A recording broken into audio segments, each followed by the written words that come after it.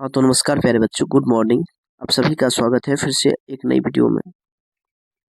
प्यारे बच्चों, आज हम लोग जो है क्लास 9th का आज से केमिस्ट्री का क्लास स्टार्ट करने जा रहे हैं, ठीक है। जिसमें केमिस्ट्री क्लास के अंदर में हम लोग आज क्लास 9th का सबसे पहला चैप्टर जो है वो हमारे परिवेश के पदार्थ। केमिस्ट्री का पहला चैप्टर क्या है? हमारे परिवेश के पदार्थ, उसके बारे में हम लोग पढ़ेंगे। तो क्लास 10th 12th के साथ साथ क्लास 9th का भी अब हम लोग ऑल सब्जेक्ट का इस चैनल के माध्यम से पढ़ेंगे। तो जितने भी क्लास 9th के स्टूडेंट हैं उन सभी को मैं बता देना चाहता हूँ कि आप भी अगर यूट्यूब से फ्री ऑफ कॉस्ट पढ़ना चाहते हैं तो आप हमारे चैनल को सब्सक्राइब करके यहाँ से जुड़ जाइए। आपको बहुत ही बेहतर ढंग से यहाँ पर पढ़ाया जाएगा, ठीक है। तो इसी के साथ आज हम लोग क्लास स्टार्ट करते हैं कि क्या है कुछ है केमिस्ट्री का पहला चैप्टर। इसमें सबसे बेसिक चीज़ से हम लोग स्टार्ट करेंगे और बहुत ही अच्छे से समझ करके पढ़ेंगे, ठीक है। ऑल सब्जेक्टिव जितना भी क्वेश्चन है सभी का डिस्कस करेंगे इसमें हम लोग केमिस्ट्री के अंदर, ठीक है।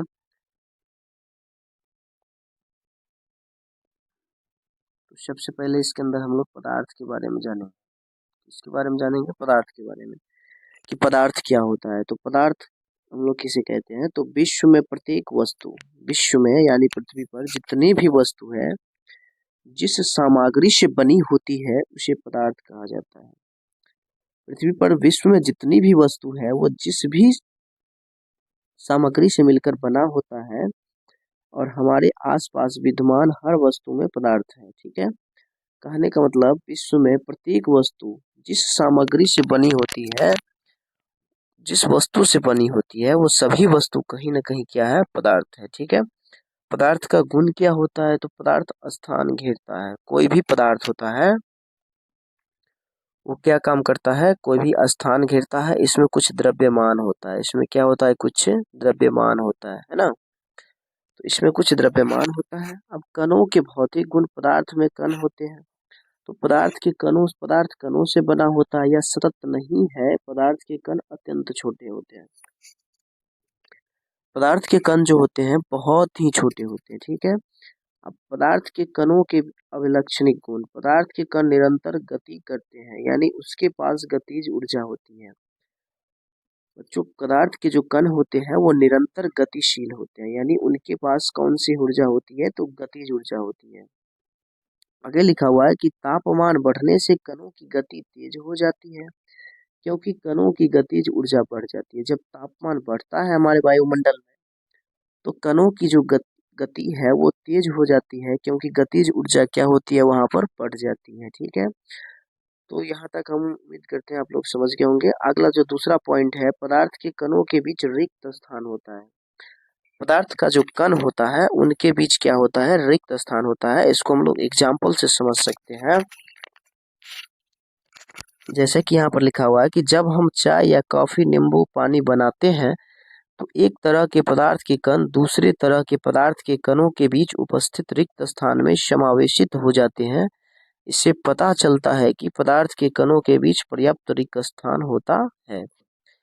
मतलब ये कि जब हम चाय या कॉफी या नींबू पानी बनाते हैं तो क्या होता है? एक तरफ के पदार्थ के कण दूसरे तरफ के पदार्थ के कण के बीच उपस्थित रिक्त स्थान में समावेशित हो जाता है यानी दोनों आपस में क्या होता है? मिल जाता है। इससे यही पता चलता है कि पदार्थ के कणों के बीच क्या होता है? पर्याप्त मात्रा में रिक्त स्थान होता है। फिर से हम लोग समझ लेते हैं कि पदार्थ क्या होता है। तो विश्व की प्रत्येक वस्तु जिसमें कुछ द्रव्यमान हो, जो स्थान घेरता हो, ठीक है, जिसमें कुछ आयतन हो, जिसमें कुछ आयतन हो, ठीक है, और जिसमें कुछ भार हो, वो सभी क्या होगा? पदार्थ होगा। जैसे हम कह सकते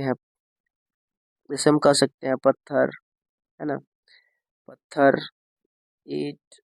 उसके बाद हम लोग कह सकते हैं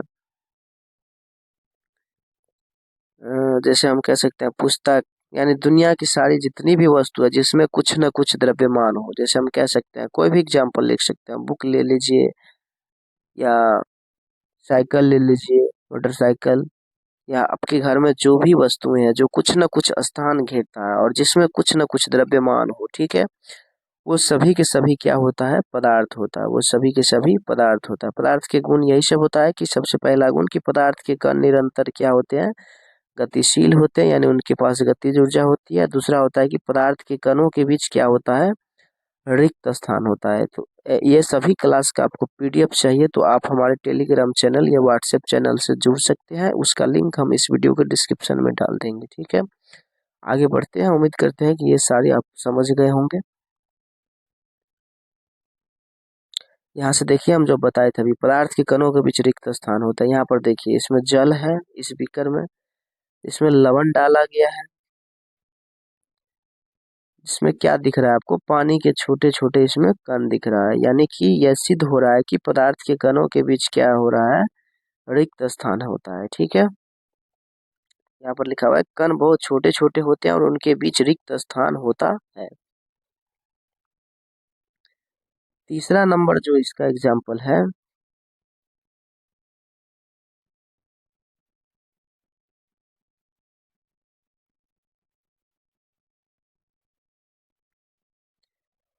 पदार्थ के कण एक दूसरे को आकर्षित करते हैं। पदार्थ का जो कण होता है वो एक दूसरे को क्या करता है, आकर्षित करता है।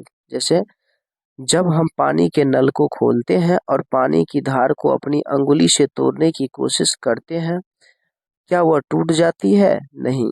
क्या होता है कि जब हम पानी के नलके को खोलते हैं, क्या करते हैं, पानी के नलके को खोलते हैं और उसका जो प्रेशर निकलता है पानी का, तो उसको हम लोग चाहते हैं कि उसको बीच से अगर काटना हाथ मार के, तो वो नहीं कटता है। क्यों? क्योंकि पानी की धार जुड़ी होती है। पानी की धार जो होती है, जुड़ी होती है, इसका मतलब यह है कि पानी के कण एक दूसरे के साथ आकर्षण बल से जुड़े होते हैं। इसी का मतलब होता है कि पानी का जो कण होता है एक दूसरे के साथ आकर्षण बल से क्या होता है, जुड़े होते हैं। आगे है कि पदार्थ के कणों के बीच का रिक्त स्थान और उनकी गतिज ऊर्जा ठोस पदार्थों में सबसे कम होती है। हम लोग ऊपर से जो बच्चों पढ़ कर के आए कि पदार्थ के कणों के बीच रिक्त स्थान होता है और गतिज ऊर्जा होती है, वो ठोस पदार्थ में बहुत ही कम होती है। ठीक है, जबकि द्रव अवस्था में, मध्यम और गैसीय अवस्था में अत्यधिक होती है। जबकि ये पदार्थ के कणों के बीच जो रिक्त स्थान होता है और गतिज ऊर्जा, वो क्या होता है, द्रव अवस्था में, यानी वाटर जो है वो द्रव अवस्था में होता है, द्रव है। तो वाटर में तेल हो गया, घी हो गया, पानी, दूध हो गया, इस सब में जो है सो पदार्थ के कणों के बीच रिक्त स्थान बहुत ही कम होता है, जबकि गैसीय अवस्था में बहुत ही ज्यादा होता है।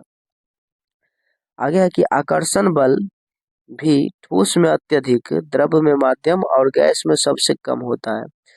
जबकि आकर्षण बल जो होता है ठोस में सबसे अधिक होता है, द्रव में माध्यम होता है और गैस में सबसे कम होता है। ठीक है, गैसीय अवस्था में कणों में गति माध्यम होती है। गैसीय अवस्था में क्या होता है, कणों में गति बहुत ही माध्यम होती है। ठीक है, यानी मिडिल होता है। द्रव अवस्था में और न्यूनतम होती है, ठोस अवस्था में अधिकतम होती है। ठोस अवस्था में सबसे ज्यादा होती है पदार्थ के कणों को आकर्षित करने की क्षमता। जैसे यहाँ पर देखिए ठोस है, ये ठोस क्या करता है, इस पदार्थ के कण को बहुत ही अधिकतम वेग से इसको क्या करता है, अपनी ओर आकर्षित करता है, खींच लेता है। जबकि द्रव वाले पदार्थ को खींचने में क्या करता है, थोड़ा सा टाइम लगता है। ठीक है, और गैस वाले में सबसे अधिक टाइम लगता है।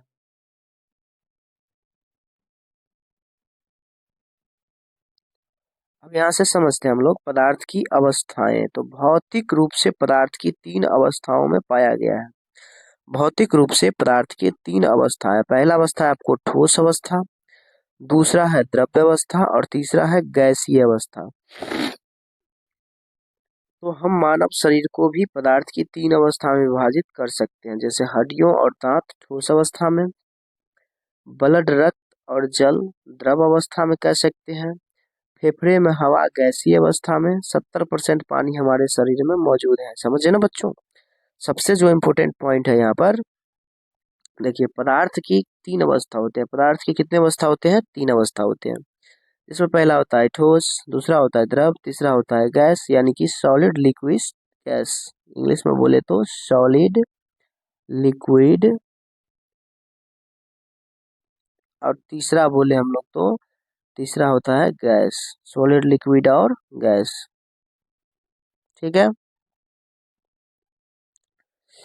इस प्रकार से हम मानव के शरीर को भी 3 अवस्थाओं में बांट सकते हैं, जिसमें पहला होता है हड्डियां और दांत, जो कि ठोस अवस्था में होता है। ब्लड और जल क्या होता है, द्रव अवस्था में होता है। जबकि फेफड़े में जो हवा होता है वो गैसीय अवस्था में होता है। सबसे इम्पोर्टेंट बात यहाँ पर याद रखना है कि मानव के शरीर में जो पानी होता है वो 70% हमारे शरीर में पानी मौजूद होता है। आगे हम लोग बढ़ते हैं, देखते हैं कि ठोस के बारे में क्या कुछ कहा गया है। कि ठोस का जो गुण होता है कि ठोस एक निश्चित आकार का होता है। जैसे मान लीजिए आपके पास एक पुस्तक है, ठीक है।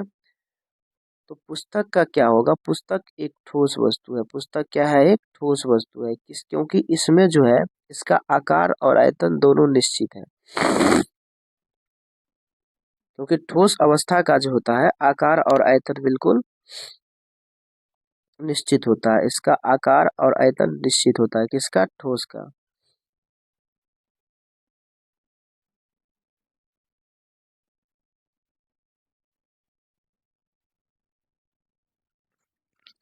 तो हम लोग समझ रहे थे कि ठोस जो होता है कि ठोस का एक निश्चित आकार होता है। ठोस अवस्था में स्पष्ट सीमाएं होती है।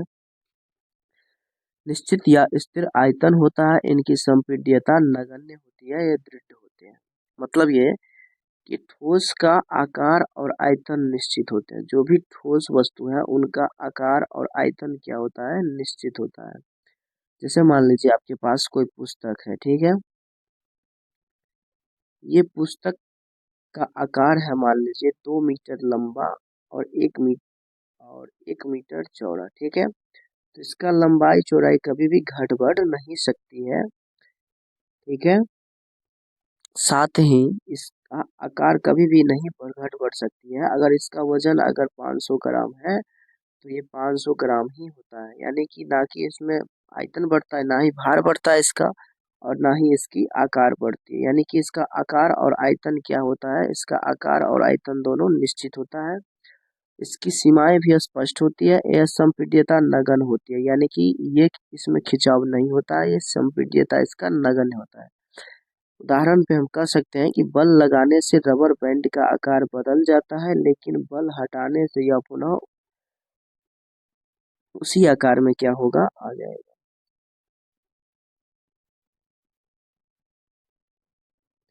आगे है कि पानी पदार्थ की 3 अवस्थाओं में मिलता है। ठोस अवस्था में, द्रव अवस्था में, गैस अवस्था में, जो बहुत ही महत्वपूर्ण बात है। सबसे पहले ठोस अवस्था में मिलता है बर्फ।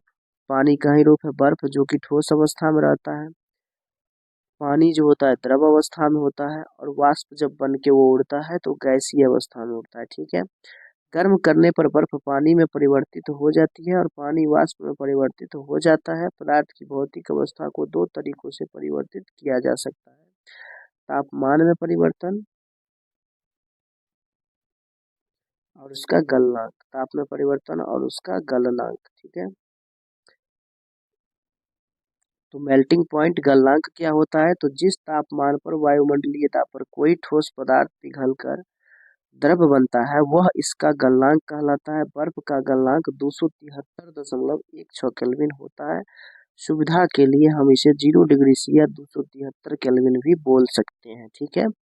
जब बर्फ पिघलती है बर्फ का तापमान नहीं बढ़ता है लगातार ऊष्मा प्रदान करने के बावजूद, क्योंकि संलग्न की गुप्त ऊष्मा तापमान को बढ़ने नहीं देती है। नेक्स्ट पॉइंट है संलग्न की गुप्त ऊष्मा, हम लोग किसे कहेंगे। तो वायुमंडलीय दाब पर 1 kg ठोस को उसके गलनांक पर द्रव में बदलने के लिए जितनी ऊष्मीय ऊर्जा की आवश्यकता होती है उससे संलग्न की गुप्त ऊष्मा कहते हैं। अतः 0 डिग्री सी बर्फ के कणों की तुलना में 0 डिग्री सी पर पानी के कणों से अधिक ऊर्जा होती है।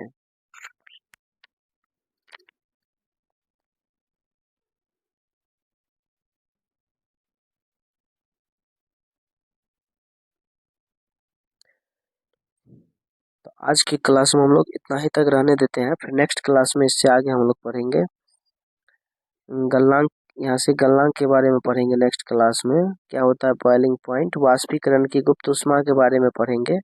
इन सभी बातों को हम लोग अगले क्लास में पढ़ेंगे। आज के क्लास को इतना ही तक रहने देते हैं। मिलते हैं नेक्स्ट क्लास में। और यह क्लास आपको कैसे लगा कमेंट में बताइएगा। अच्छा, और अगर क्लास थोड़ा भी पसंद आया हो तो आप चैनल को सब्सक्राइब कर लीजिएगा। इसी तरह से आपको फ्री ऑफ कॉस्ट यूट्यूब पर पढ़ाया जाएगा।